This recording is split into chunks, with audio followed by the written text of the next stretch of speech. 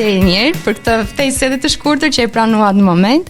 Është kënaqësi që ne t'ju kemi sot në shkollën tonë. Ne dim që posti Shkollën tonë që quhet shkolla juaj? Raqi Qirinxhi. Ne dim që posti i një kryetari dhe sidomos një ministri të arsimit është e vështirë sepse duhet të sjellë inovacionin me brezat e rinj dhe t'i mbaj ata edhe në ato llapat e duhura dhe kornizat që duhen. Megjithatë ne jemi kurioz të dim pak për shkollimin tuaj. Cili ka qenë kujtimi juaj më i bukur nga gjimnazi? Unë gjimnazin e kam bërë në shkollën e mesme të gjuhëve të huaja në Tiranë, Asim Bokshi, për gjuhën frënge. Edhe pastaj në një farë mënyrë kjo përcaktoi edhe rrugtimin tim më pas. Kujtimi më i bukur përveç gjithë aktiviteteve apo marrëdhënieve që ke në këtë moshën që jeni ju, pa klapa, se the për ta futur në klapa, mos e fusni moshën tuaj në klapa, se aty e keni gjithë bukurinë. Keni gjithë jetën përpara për klapa, kështu që tani jeni të lirë. Po.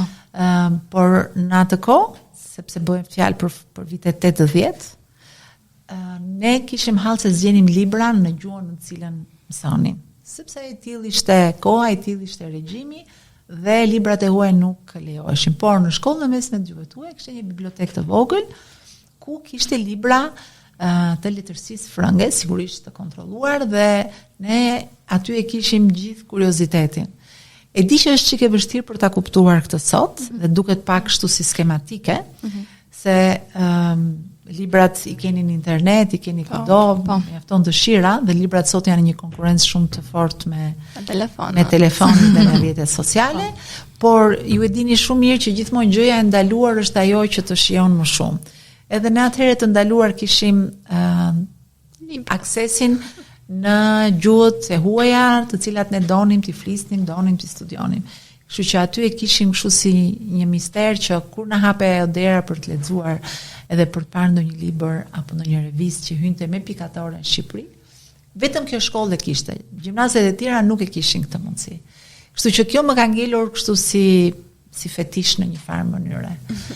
Pastaj pjesa tjetër i bie një kohë kaq të shkuar sa që sot kur takoj dhe madje takova këtu në shkollën tuaj sot një mësuesen e gjuhës angleze, e cila ka qenë në të njëjtën shkollë me mua, kështu që mjafton një detaj i vogël edhe gjërat rikthehen. Të kalojm pak në një moshë pak më të rritur tuaj. Ne dim që ju keni përkthyer librin e Konderës, por kam një pyetje për ju. Është më mirë politika apo përkthimi? Shiko, politika është një mision.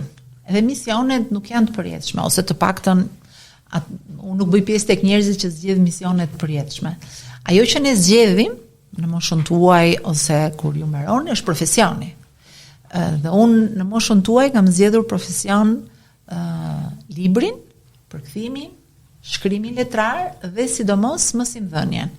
Pra përpara se sa të futesha në këtë mision që jam sot, unë kam dhënë mësim në Universitetin e Tiranës për 28 vite. Prandaj, ai është profesioni im, që zhvillohet qoftë në mësimdhënie, qoftë duke përkthyer libra, qoftë duke shkruar libra, apo duke bërë studime. Por jeta në një moment të caktuar ta sjell që të kërkon të marrësh përsipër dhe ca kontribute të tjera, që janë angazhimet në shoqëri, për një shoqëri më të mirë, për shkolla më të mira, për rrugë më të mira, dhe kjo bëhet përmes politikës. Prandaj politika, që un kam si detyrë sot, është një mision. Ka nisur në vitin 2013, do zgjasi për aq sa skuadra politike, forca politike që un kam zgjedhur të bëj pjesë, ma kërkon si angazhim, dhe sidomos, duke qenë se jam edhe deputete në Kuvendin e Shqipërisë, këtë e vendosin ata që më votojnë. Do me thënë, në rastin konkret, unë jam e votuar në qarkun e Gjirokastrës, dhe si deputete, për sa kohë qarku i Gjirokastrës, banorët e të 7 bashkive do vendosin të më votojnë, unë do ta kryej këtë mision. Kur të më thonë, misioni u krye, mund ta kishe bërë më mirë, do kërkoj ndjes për çfarë s'kam bërë shumë mirë, po duke qenë krenare për ato që i kam bërë mirë. Edhe kjo detyra e ministrit, ndoshta është momenti kur profesioni është bashkuar me misionin. Kështu që do bëj maksimumin që ta bëj sa më mirë me ndihmën tuaj. Faleminderit. A i keni realizuar gjitha ëndrat që keni pasur në gjimnaz apo ka disa ende në sirtar?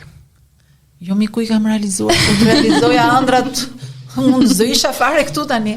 Praktikisht njeriu ëndëron për sa kohë jeton. Ditën që nuk do ëndëroj më, do kemi vdekur të paktën shpirtërisht. Kështu që mos e lini asnjëherë ëndrrën të ndalet. Me disa nga shokët tuaj, po, dhe bashkë ju kujtova një thënie të Walt Disney, që meqense po flasim për rinin e fëmijërinë, Walt Disney është një ndër emrat e njohur të gjithë fëmijëve që kanë parë gjithë filmat e Disney apo kanë lexuar librat e atyre prallave. Dhe I thoshte, midis ëndrrës dhe realitetit qëndron projekti. Ditën që nuk do ndrojmë më, nuk do kemi projekte dhe nuk do realizojmë asgjë. Do ndërojmë gjithmonë shumë më tepër nga që mund të bëjmë realitet, po sa më shumë ndërojmë, aq më shumë bëjmë projekte dhe aq më shumë ato do realizohen. Sa edhe si, asnjëri nuk e bën dot vetëm, e bën me familjen, e bën me shoqërinë, e bën me skuadrën. Edhe ju, mua këtu më keni vënë te ky mikrofoni si ministër, po mbrapa jush është një skuadër e tërë me cilët ne punojmë, ku janë edhe mësuesit tuaj, edhe drejtori I shkollës, edhe gjithë stafet e ministrisë, edhe ju jeni pjesë e rëndësishme e skuadrës, se këtë e bën ju praktikisht. Ne kemi detyrë të mbështesim. Faleminderit. Që ëndra vazhdon. Dhe një pyetje që mua më vjen ndërmend tani, jashtë skenarit është. Se I kishin skenar? Jashtë skenarit. Do t'ja sugjeronit nxënësve, unë personalisht jam maturante këtë vit dhe jam ende midis rrugëve të shkencës politike apo gazetarisë, do t'ja sugjeronit ju nxënësve politikën, rrugën e politikës? Do jem shumë e sinqert në këtë pyetje jashtë skenarit. Po. E para njëherë me këtë që sapo bëre tregove që ke shumë të dhëna për gazetari. Se pyetjet jashtë skenarit janë ato që bën një gazetar të mirë. Faleminderit. Përmbajtja e pyetjes tregon që ke dhëna edhe për shkenca politike. Dhe të dyja mund shkojnë bashkë. Patjetër do ta sugjeroj, sepse kur nuk je në politik, jeton, bën një profesion, gjë që është shumë e nderuar, por politika është ajo që të mundson të bësh ndryshimet e mëdha.